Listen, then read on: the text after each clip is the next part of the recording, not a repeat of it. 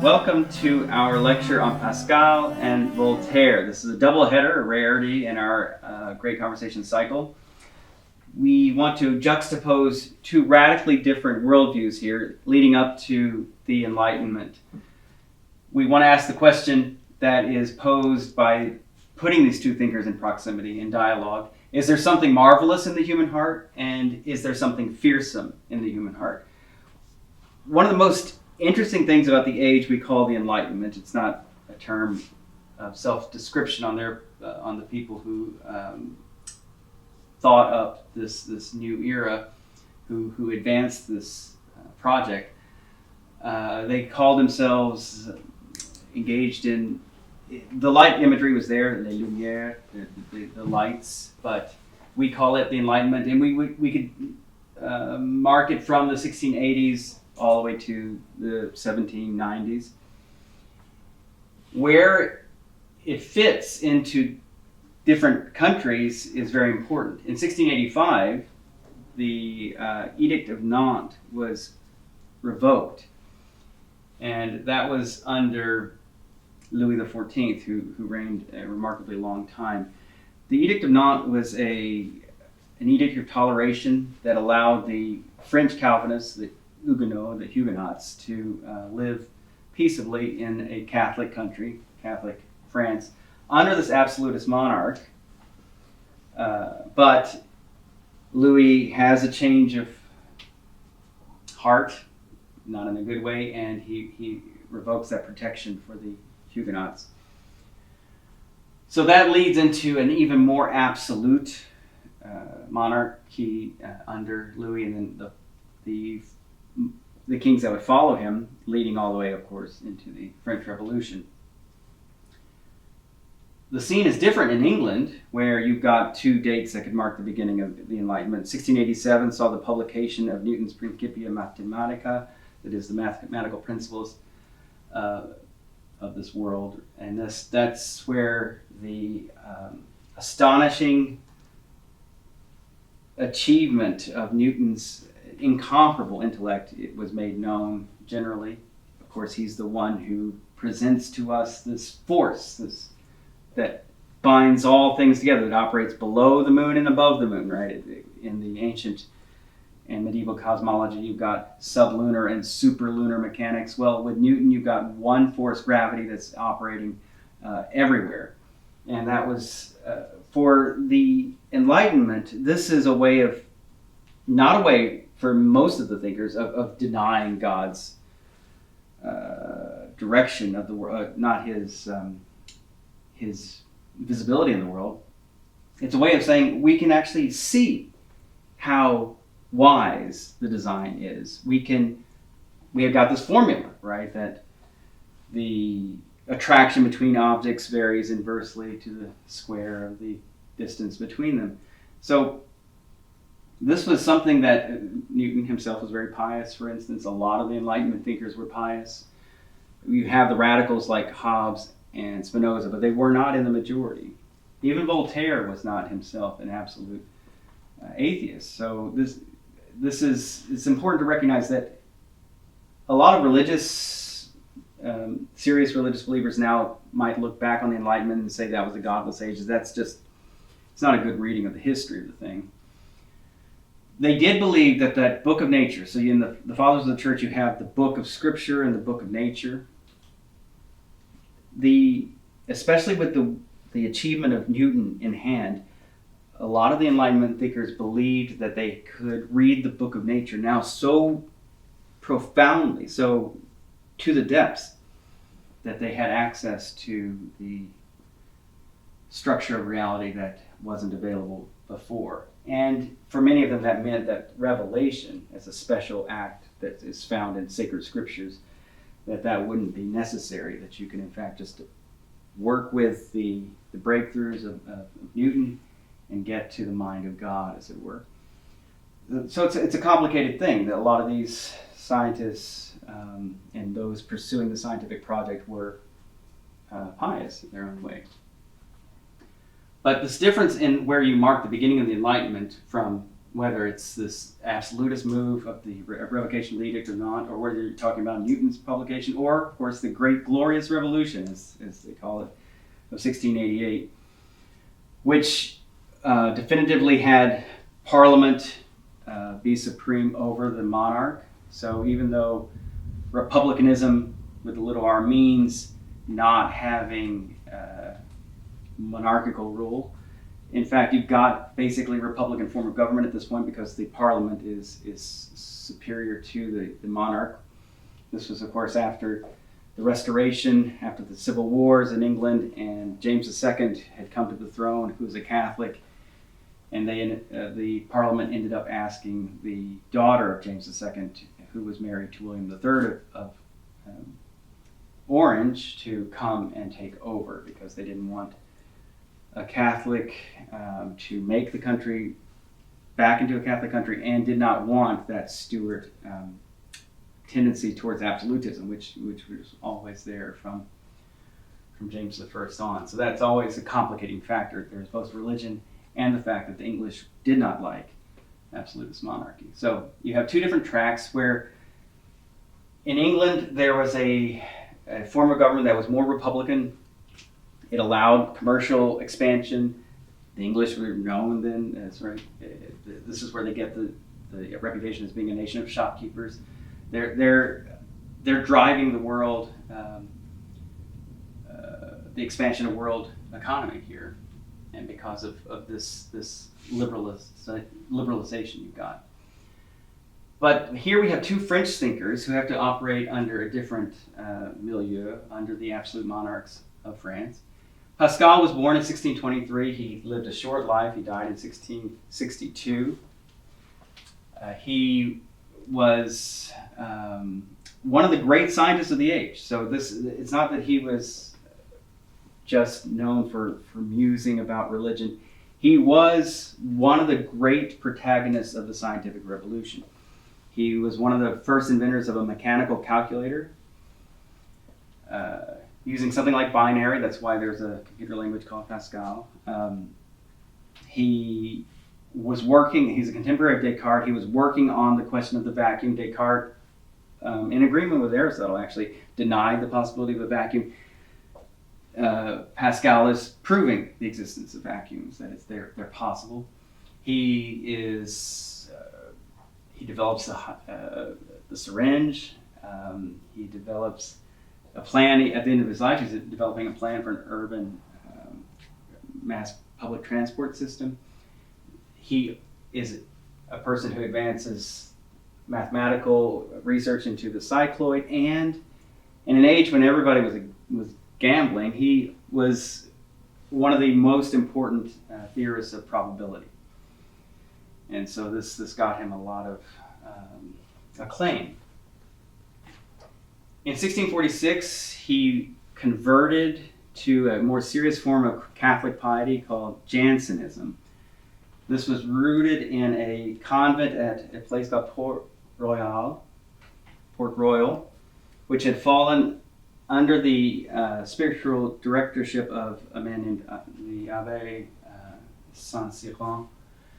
And it was a very strict, kind of puritanical form of radical Augustinianism. Now this is important. It's important for the selection we've got in the reader, but here we've got a very profound difference between the worldview that is going to show up in the modern, enlightened Voltaire and what came before. You've got an opaque self with Pascal and the Jansenists, that there's fearsome depths inside of us. Pascal talks about the grandeur and misery of being human, that here he combines the existential angst of knowing that the scientific worldview has made us very small in an infinite universe, and yet we've got a mind, a spirit that can reach into that infinite space. So Pascal has a sense of these depths and abysses and crevasses inside the human heart, and that's something that's reflected in the very astringent form of religiosity that is Jansenism. It is a form of Catholic religiosity that's at the time was very much in conflict with the Jesuits. The Jesuits had been the shock troops, basically, of the Council of Trent, which took place between 1545 and 1563. This is where the Catholic Church was trying to reform itself, counter-reformation, as it's called in historiography. But by the time that Pascal was writing, the Jesuits were known for having a comfortable position in courts of power. They were known for their casuistry, which is based on casus, that is the case, that is, they would advise, as spiritual directors, they would advise their penitents to think, to give them ways of getting out of hard cases, to help them think, well, maybe it was okay that you did the thing that's questionable because it was a specific case, and here are the factors you have to take into account. Casuistry is necessary for moral reasoning because, in fact, most interesting moral conundrums have to do with hard cases, so you do have to actually have a way of approaching these things. But it was the case that Jesuits would sometimes, and this comes with just power corrupting, if you get too close to power and the point becomes, I want to mollify the conscience of someone who's powerful, then you give up the radicality of the Christian gospel. That's what the Jansenists saw. The Jansenists are in a tradition, the Jesuits would say that they're Calvinists. That was the charge. And Calvinism would be a very bad thing to call a Catholic, right? Because Calvin was in that second generation of the Reformation from 1509 to 1564. He set up basically a totalitarian theocratic regime in Geneva, Switzerland. Not a good way to do Christian existence, but this is one way if you want to be fearful of the world and say, well, churchmen should have kind of complete control over the conscience of the populace. Well, that's what Calvin got you. Calvin is known theologically for a doctrine of double predestination. That is, that God chooses before the foundation of the world, he chooses a few people to be saved, to go to heaven, and he chooses most people to go to hell, Reformation. So being called a Calvinist wouldn't be a very good thing for a Catholic to be, because double predestination is condemned.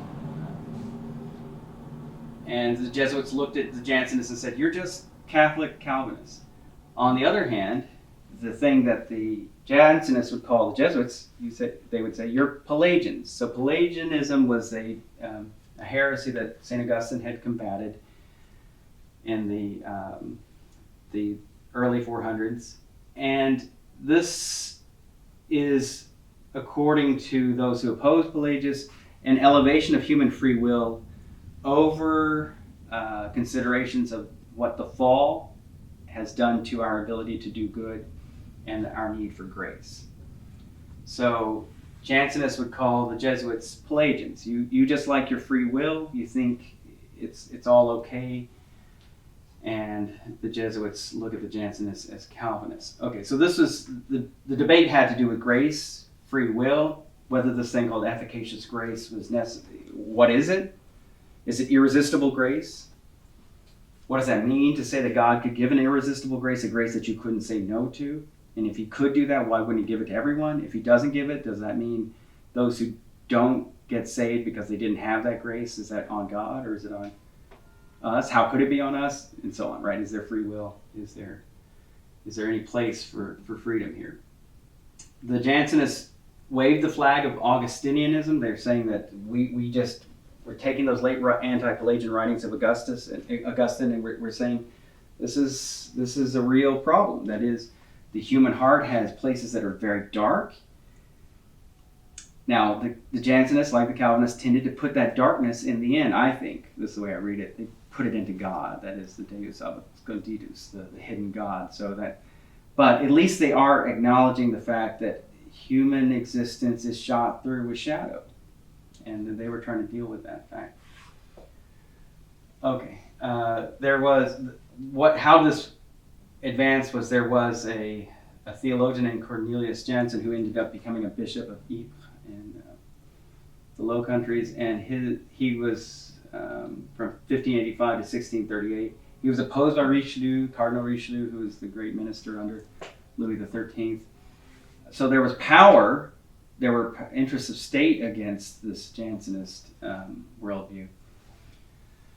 So that always is complicated. Okay, so that was the worldview that Pascal turned to in 1646. And then there was a second conversion in 1654, what the so-called Nuit de Feu, the night of fire. And that's where this thing that he's known for, the God of Abraham, the God of Isaac, the God of Jacob, is not the God of philosophers and scholars. That's very important for Pascal's worldview. Even though he's a great scholar, he's saying that living God is just not comprehensible. And so if we don't find double predestination comfortable, well, maybe God isn't comfortable. I think we could parse that in a lot of ways, but that mystery is something that we probably want to preserve. He was a man, therefore, that was just given over to this complete zeal for religious and scientific questioning. He loved the questions, he loved to think, and he thought about apologetics, that is the defense of the Christian faith, and he thought about the most pressing scientific questions of the time.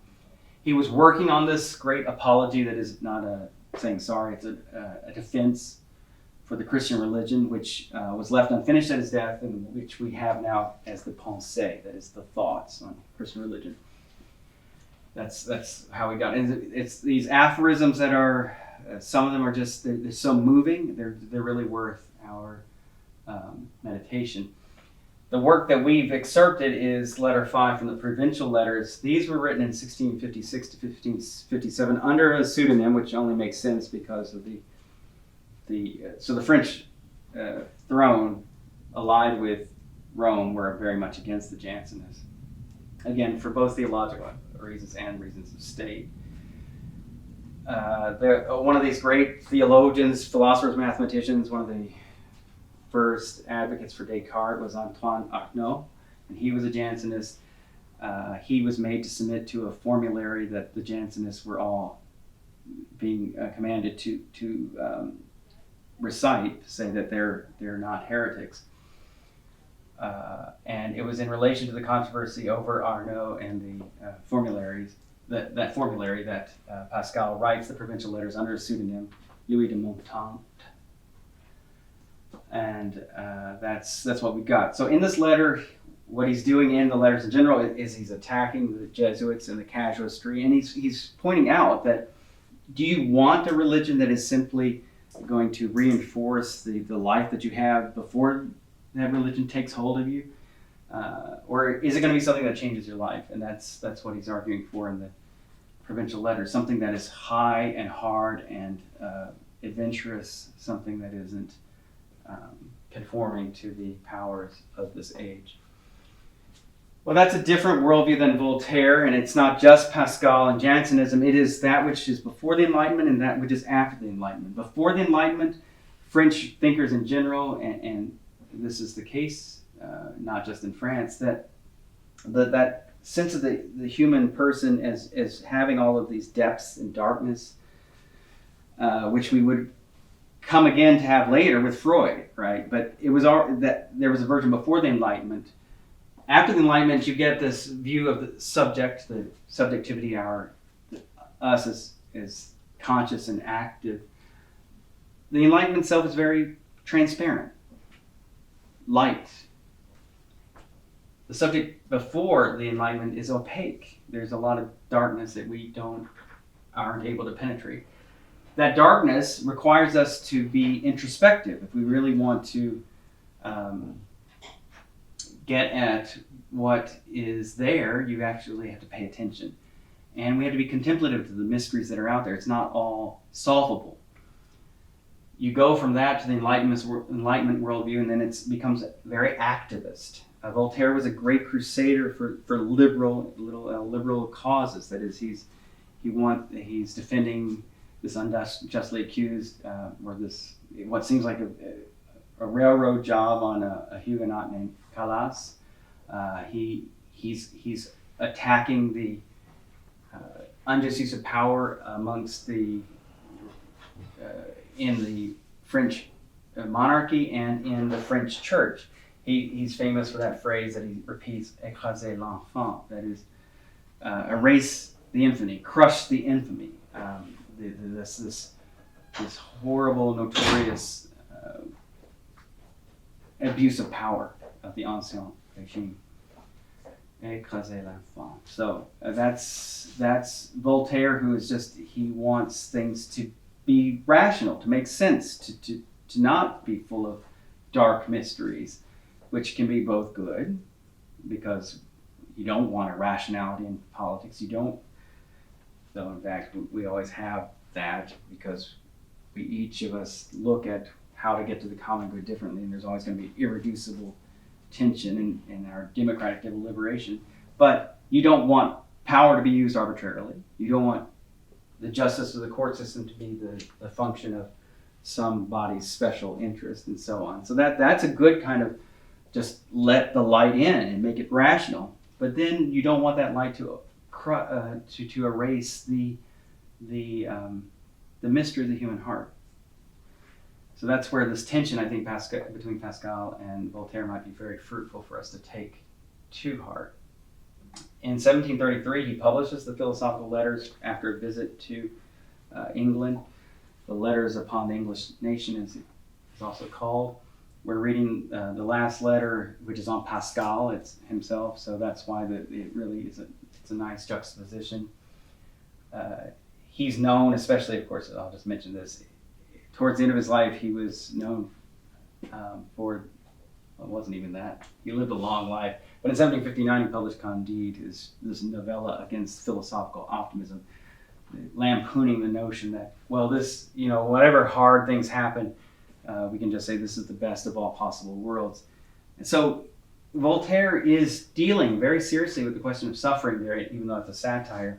So even he isn't trying to explain away everything. There are people who would want to have even more light, and Voltaire was too smart to fall for that. He was the most celebrated writer of the Enlightenment. He was one of the first successful international authors. He wrote voluminously, and by the time he wrote the Philosophical Letters, he was already well known as a playwright and poet.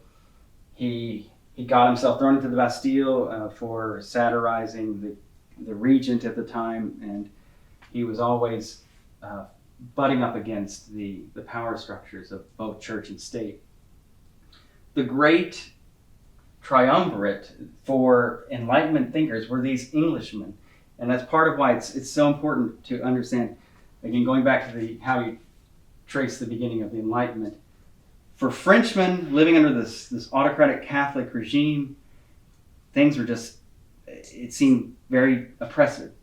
They looked to England and they saw modernity. They saw something that was moving and progressing. And they looked at Bacon, Locke, and Newton as the great heroes. So for Enlightenment thinkers in whatever country, is these three Englishmen. We've talked about Bacon, who really got us that project of amassing all this information and generalizing based on all of this data that we're collecting for the sake of relieving man's estate, that is trying to make the human life easier, make it less full of suffering. Locke is the great epistemologist of modernity, that is, his theory of knowledge is the one that is dominant, and it's the one that's going to lead into the revolutionary era. And Newton, of course, we've already talked about, is the one who opened up the system of the universe as making sense top to bottom in light of these very simple principles, the three laws of motion, and of course gravity. So this is for us a challenge to try to say, well, we don't want to, and the Enlightenment has given us difficult problems to address, right? You go from the opaque subject to the transparent subject. Well, that's the kind of subjectivity you need to have a commercial society. Enlightenment is capitalist. It is markets, and the Enlightenment thinkers were very, very hopeful that free market activity would be very benign. But we know that there's downsides to it too. So we know that the rationalism of economy, of political economy, of capitalism, may not be always rational, depending on how you frame the issue. Maybe there are human needs that aren't met by increasing material comfort and the relief of man's physical estate. Maybe there are things that mysteries in the universe and mysteries in the human heart that require us to be contemplative, to be ready for awe, to be silent before suffering, and to suffer with in that darkness. These are the kinds of things that you really can't say, well, one or the other is the way to go. Maybe it's something about holding on to both Pascal's trenchant exposure to these unfathomable questions and Voltaire's sunny disposition, his hopefulness that in fact things can be better than they today. They can be better tomorrow than they are today. And so I hope that we find in reading these two thinkers together something to enlighten our own modern, contemporary quest for a more meaningful existence.